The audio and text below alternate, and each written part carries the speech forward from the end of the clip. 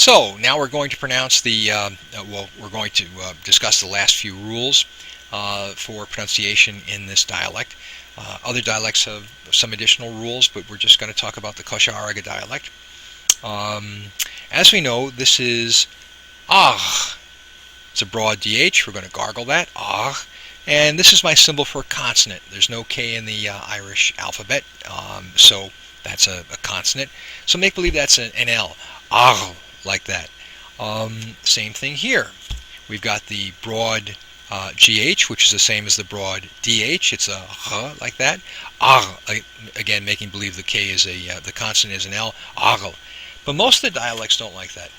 Most of the dialects instead will look at this and say, okay, we're going to call that I plus the consonant.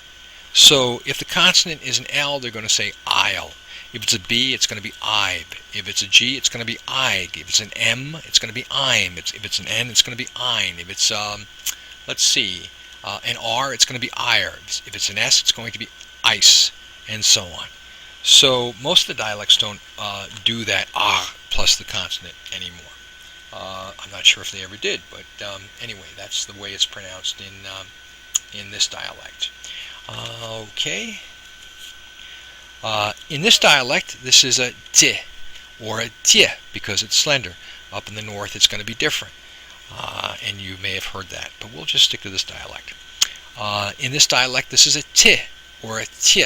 Up in the north, it's going to be different, but we'll stick to this. Up in the north, the broad BH and the broad MH are always a wa. Up in the north, always a wa.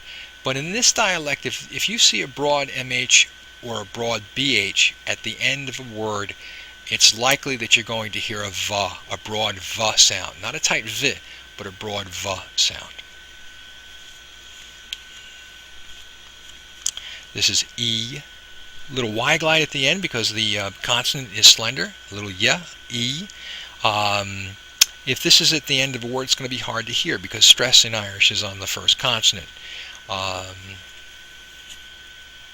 Film or film. In between any two consonants in Irish, we've got L as a consonant, M as a consonant. In between any two consonants in Irish, you can stick the Indo-European schwa, which is a fancy way to say I. So, film. In or ing. That can be pronounced as ing. This is your choice. You can pronounce it as a o or as an I. You can emphasize the o or the I. This is also your choice. You can pronounce that as an a or an I. You can emphasize the a or the I. This is also your choice, I or o.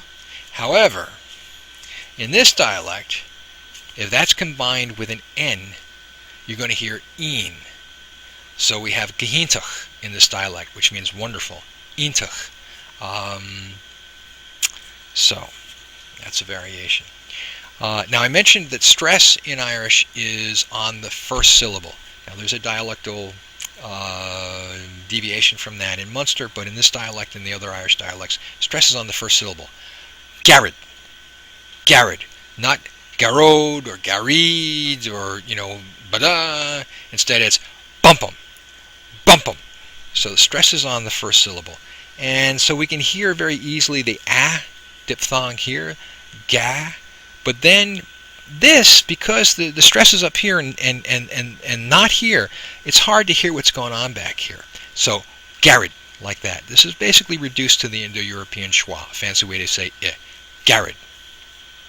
However, if we have a fada on the second, third, or fourth syllable, as we have here, it evens out the stress. Gareeds.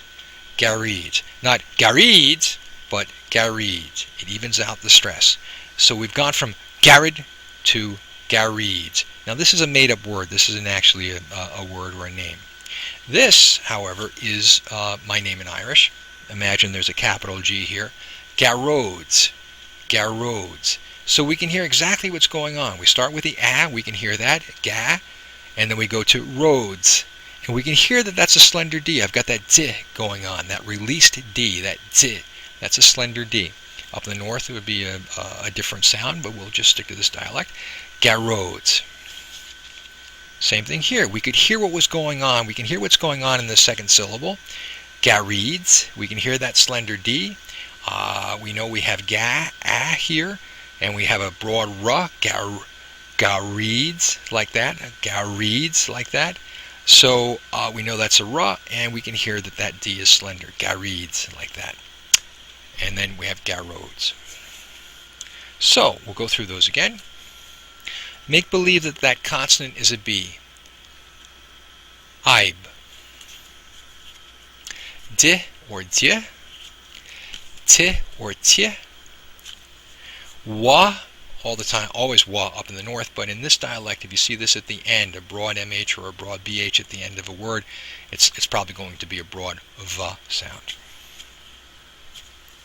E, like an I fada with a little Y glide at the end. Film or film. In or ing. O or I. Or I. I or O. But if you see the N, goes the een in this dialect. Garrod, stress on the first syllable. The fada in the second, third, fourth syllable evens out the stress. Gareeds. And here's my name, Kbroads, my name in Irish. Okay, there we go.